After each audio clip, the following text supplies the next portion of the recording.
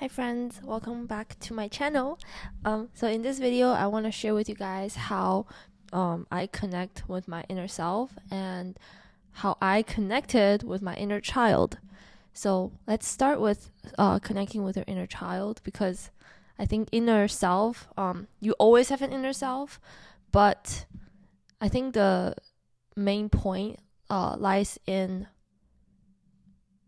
truly defining who your true self is and like finding who you are, right? Because as you're growing up, you can take on things from your environment, etc., and then that forms your current self. And if you're not mindful of who you are internally, like this inner self might not represent your highest self.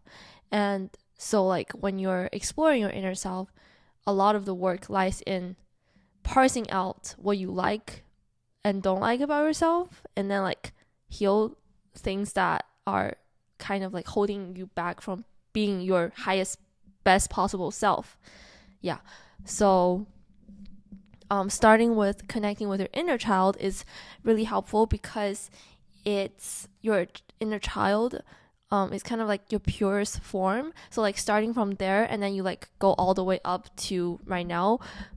If you go like in this direction, it's going to be easier, or like I guess it's more helpful, at least in my opinion, in finding your inner self and connecting with your inner self. Yeah. So okay, like how do you connect with your inner child?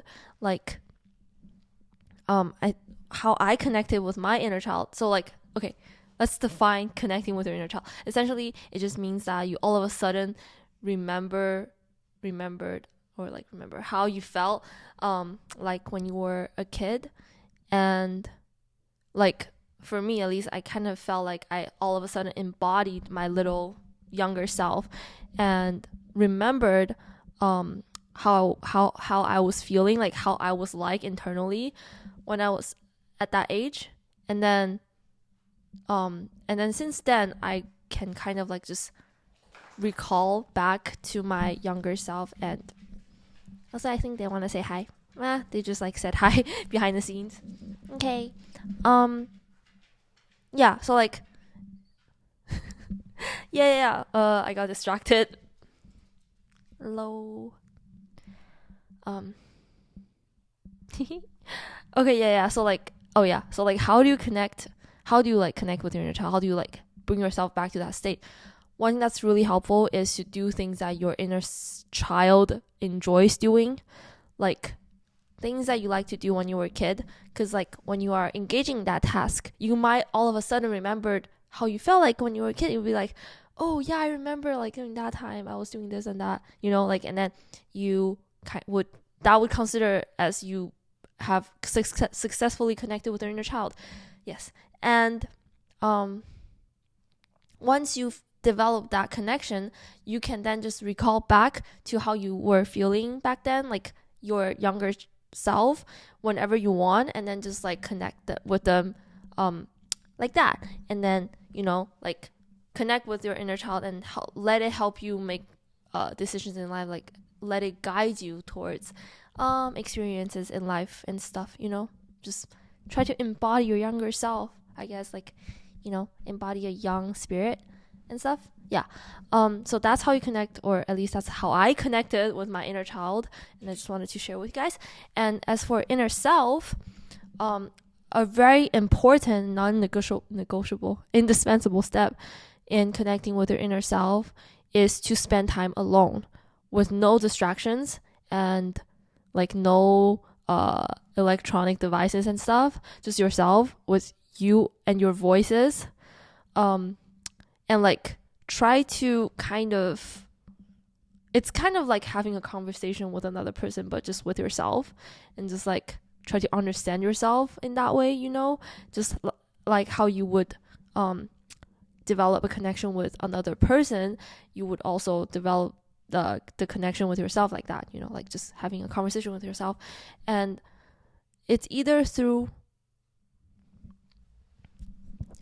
journaling or like talking to yourself in your head and etc., like in your mind, like these two methods, or like talking out loud, like all these can help you understand what you truly want, and like your true desires and stuff in life, you know, because my video yesterday was on what you should do with your life.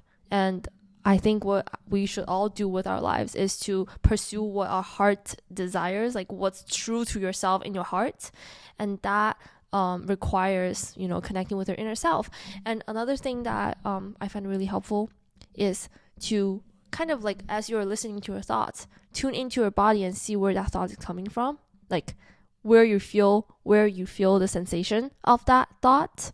So I try to listen or like put more weight on voices and thoughts that comes from my heart. Like as they're coming up, I can feel my heart is like warming and warming, like a warming sensation. And then then I would know that this is truly from my heart. And as I like have a conversation with myself, sometimes I even like have to exert mental energies to like think of the correct question or response to certain thoughts of mine. I think that's kind of like having a deep conversation with yourself, you know? Yeah, like in order to like reach the optimal effect or like find the answer that I'm seeking for. So like it takes time and energy. It's not something that's like super easy and automatic. Yeah, but then like once you've developed that connection with yourself, you basically end up your mindfulness. And then so like as you're moving through life, you will just be really aware of yourself and your internal state and stuff. Yes, so that is all for that's everything that I wanted to say about connecting with your inner self and inner child at this current stage today. Like that's everything I have on this topic right now. So yeah, I hope you guys enjoyed, and I'll see you guys next time. Yeah, bye.